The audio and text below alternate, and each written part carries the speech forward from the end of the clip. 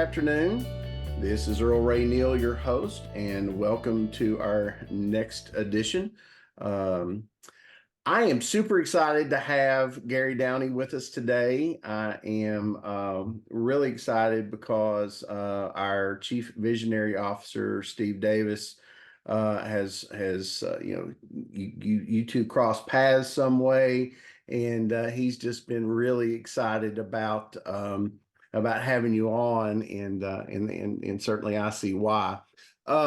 Take you a little bit through Gary's professional educational background. He has a BS in mechanical engineering at Iowa State, a master's of biomedical engineering at the University of Tennessee, registered, a professional engineer registered, and gosh, you have one of the coolest jobs from our perspective. You have one of the coolest jobs ever right now. So Gary, why don't you tell us a little bit about what you do, and we'll get started with our questions.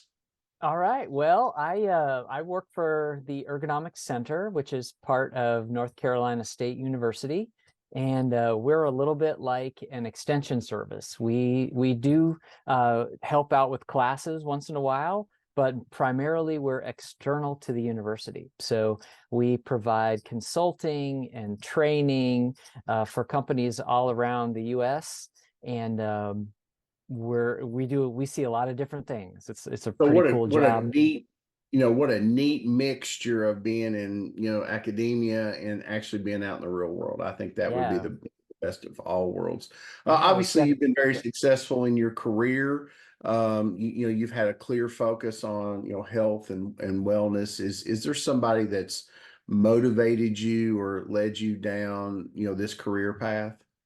Well, I can guarantee that then your next interview or anybody you've had hasn't had this backstory. So this, if I look back to kind of where I'm at now and say, how did I get here? It's all thanks to a friend that I had in junior high named John Voss, who invited me to come to a meeting about the swim team. And I went to that meeting and fell in love with swimming. Swimming sort of became a big part of my life and still is. And that eventually took me to college, and where I got to the opportunity to be an assistant swim coach at Iowa State for a little bit. There I met another assistant coach by the name of Tom Gillieu, and he kind of got me hooked on biomechanics and learning about how math and science can interact or can show what the human body is capable of doing and efficiently, making us faster, stronger, better, more efficient. And that was pretty exciting because I loved swimming and I loved math. And so, after undergrad, I worked for General Motors for a while, and I enjoyed it. I had some good experiences, worked with lots of great people, but I kind of felt like there was more that I wanted to do to help people more directly. So I went back to grad school, and with the intent of kind of thinking about biomechanics, and kind of heard about ergonomics there.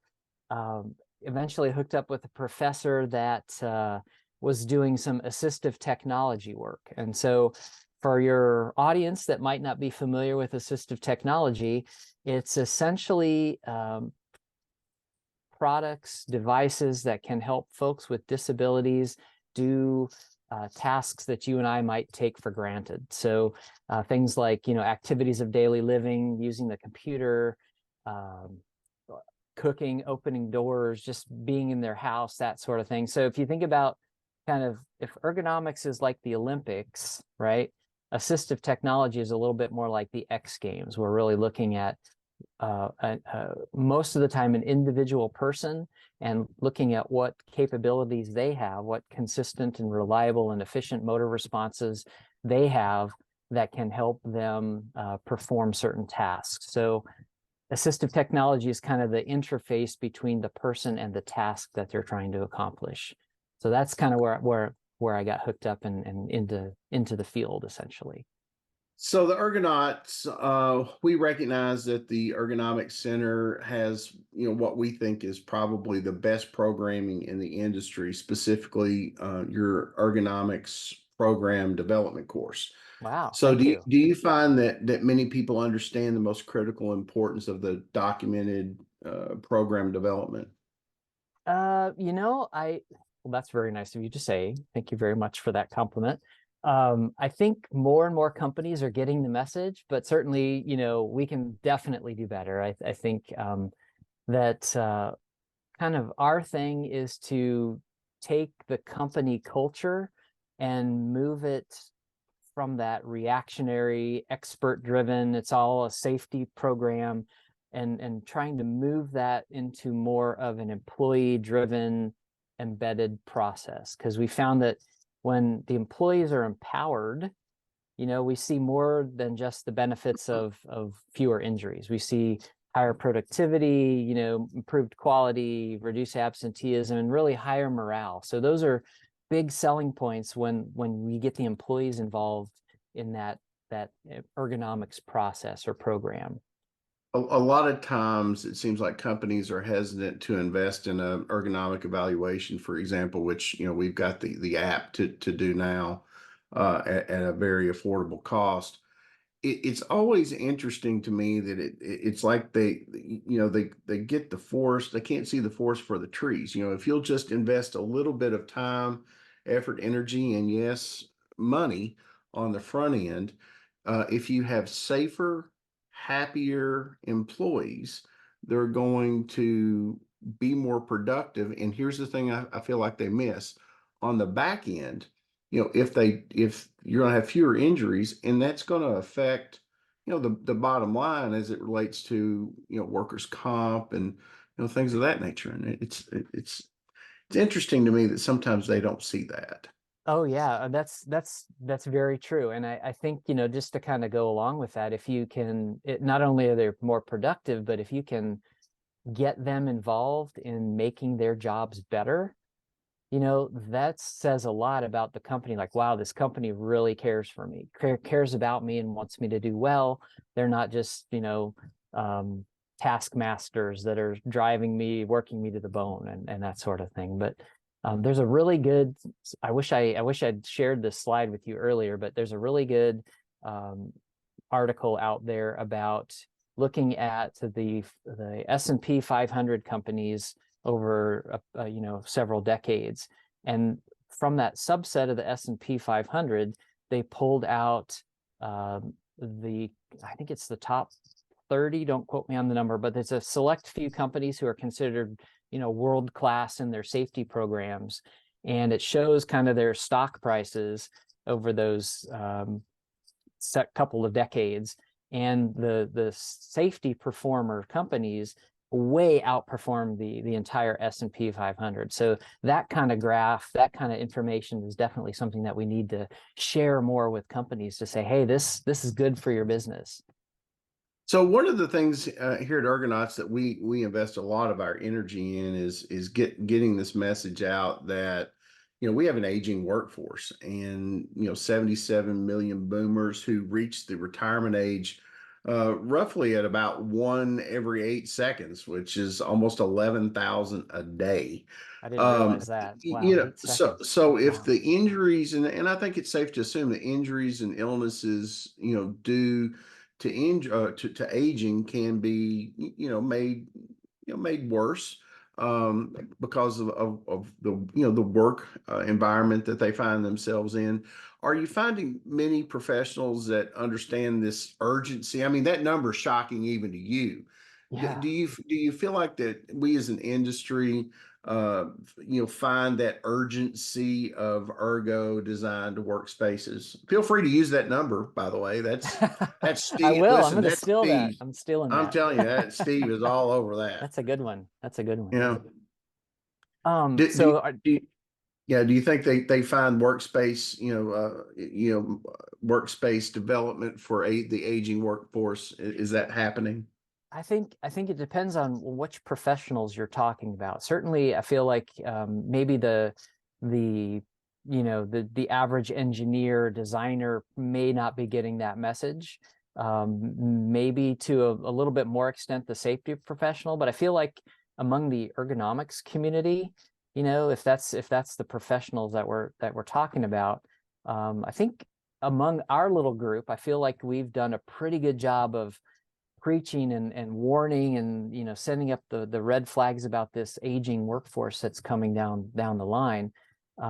So yeah, I can remember for at least the last 10 years, there have been, you know, talks on the aging workforce and what we need to consider. So I think or the ergonomists probably have a pretty good feel for it, but maybe not so much outside that little pocket. Certainly, I think, you know, as ergonomists or ergonomics professionals, I think we kind of need to keep looking down the road a little bit as well.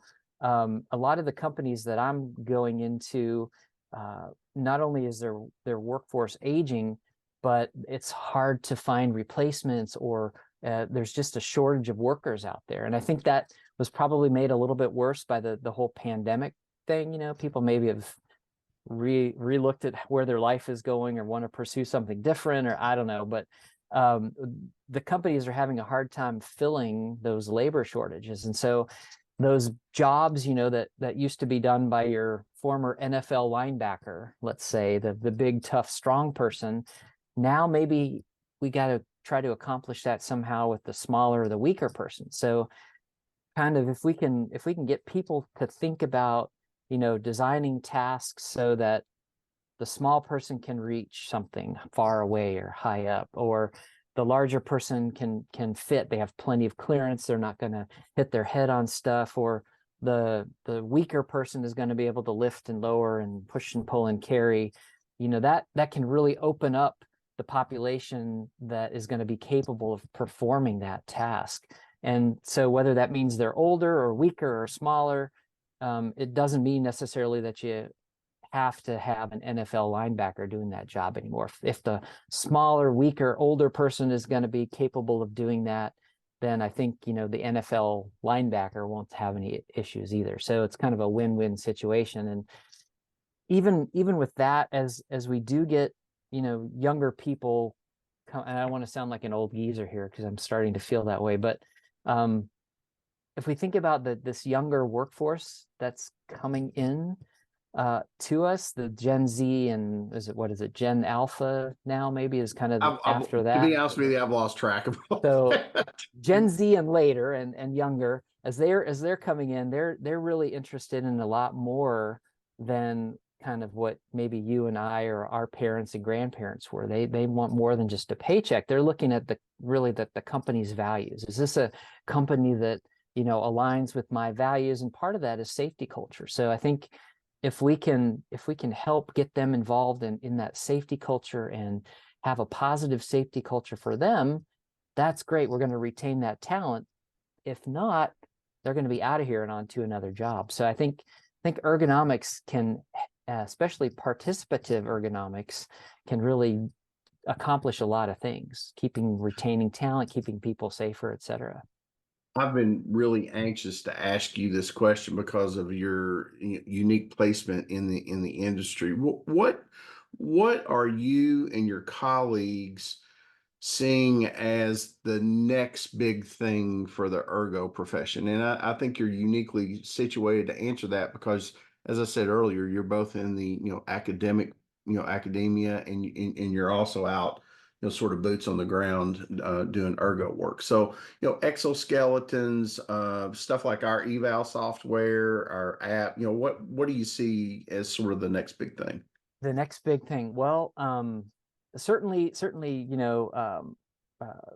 computer vision software, exoskeletons, wearable sensors, those are all the big things. I think the thing that I get most excited about for me and for other professionals is kind of the better data collection methods or devices. So there's lots of wearable sensors out there. There's lots of that computer vision software out there that's, measuring those angles when you upload it to the cloud, et cetera.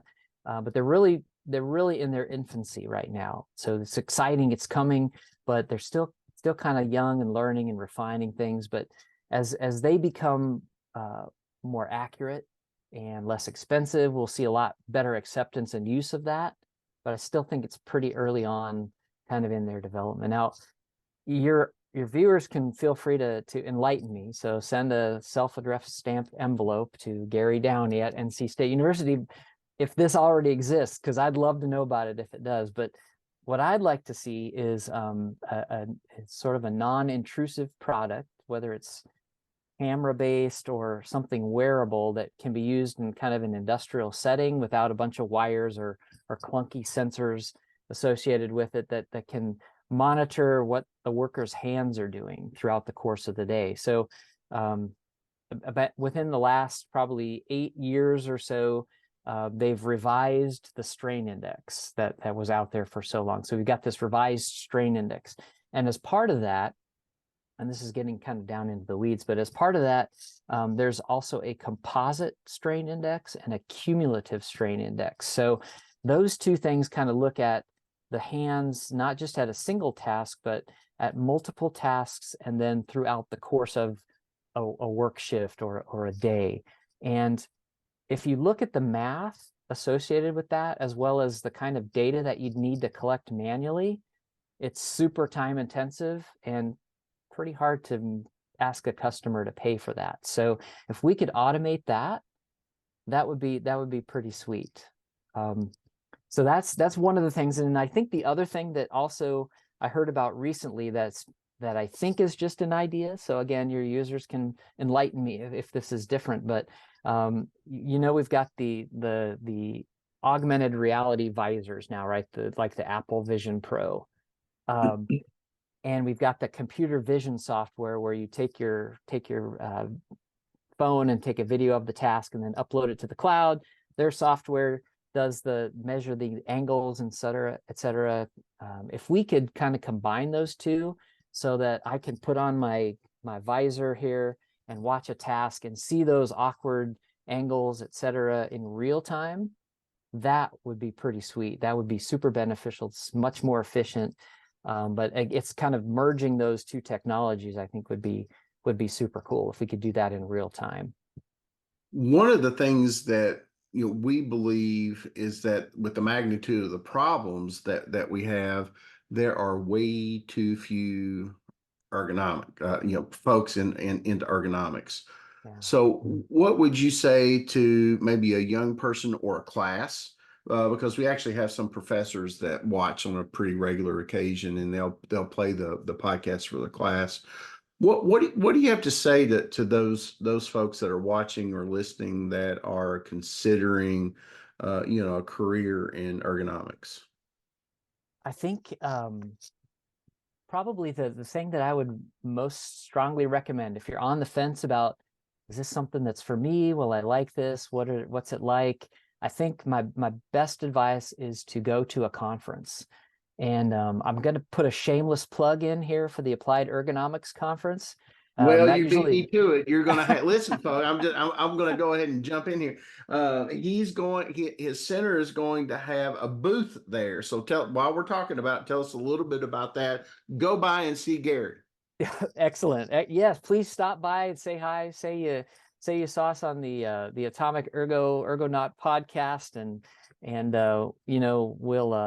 we'll see what we can do to convince you to join the ergonomics field. But the reason I'm suggesting going to a conference, and specifically this one, is because this Applied Ergo conference has what it calls the Ergo Cup. And the Ergo Cup is a little bit show and tell. It's a little bit science fair, where companies from all around the US bring in an ergonomics project that they've completed over the last year. Now, some of those are ergonomist driven. They have an ergonomist associated with them, but the majority of them are just done by grassroots employees. And so these are folks that are actually doing the job. They've been empowered to make those changes at their workstation or with a task that they do. And so they are so excited about it and just love talking about the whole process that they went through and showing you how it works and what it was like before and what it's like now. It's really super infectious and energizing. It's definitely out of all the conferences that I go to, this is my favorite part of any conference, is this Ergo Cup competition. So kind of just jumping back to about the conference in general, I think and I mentioned this before, that I think the ergonomics community is a pretty small family. And so we all kind of at least have heard of most of the rest of us if we don't know them directly, but we all, kind of know who each other are. And the best part about this little community is that at heart, we're all helpers. We want to help people. We want to make the job safer. We want to make it more efficient. We want to make it more productive. We want to help them be able to do a job and then enjoy their retirement. So I think that's a great place to network and talk to people and find out their story, find out what it is that they do on a daily basis. And who knows, maybe you'll even, gain a mentor or something along the way. I know that I've had a couple of very, very good mentors in my career that have sort of taken me under their wing.